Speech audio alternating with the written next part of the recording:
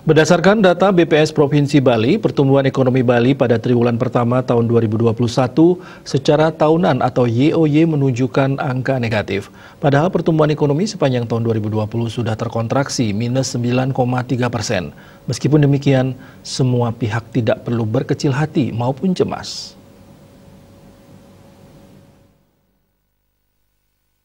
Pengamat ekonomi dari Bank Indonesia M. Setiawan Santoso yang juga menjabat Deputi Direktur Kantor Perwakilan Bank Indonesia Provinsi Bali menerangkan angka pertumbuhan ekonomi hasil perhitungan BPS bersumber dari dua hal.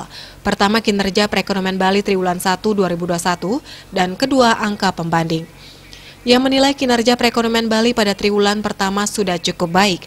Sementara itu perhitungan tahunan didasarkan pada perbandingan nilai dari triwulan ini dengan triwulan yang sama tahun sebelumnya, yaitu triwulan pertama tahun 2020.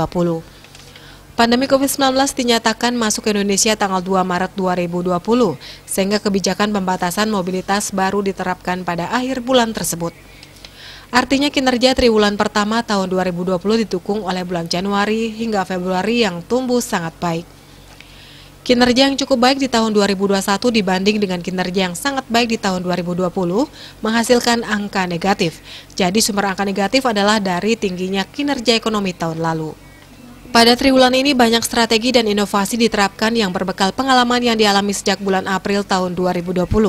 Sebagian besar aktivitas tidak berkurang intensitasnya, namun aktivitas tersebut berubah mekanisme pelaksanaannya. Bahkan di antara aktivitas tersebut ada yang justru meningkat. Kesimpulannya, kinerja perekonomian pada triwulan 1 cukup baik. Hal ini didukung dengan nilai pendapatan regional sebesar sekitar 36 triliun rupiah, yang lebih baik dibanding dengan kondisi pertengahan tahun 2020 yang lalu. Kedepan kinerja perekonomian Bali pada triwulan 2 tahun 2021 dipastikan lebih baik lagi. Angka yang lebih baik ini dibanding dengan kinerja tahun 2020 yang cukup rendah, dipastikan akan menghasilkan selisih positif. Artinya pertumbuhan ekonomi triwulan kedua tahun 2021 dipastikan positif. Bisnis Bali melapor.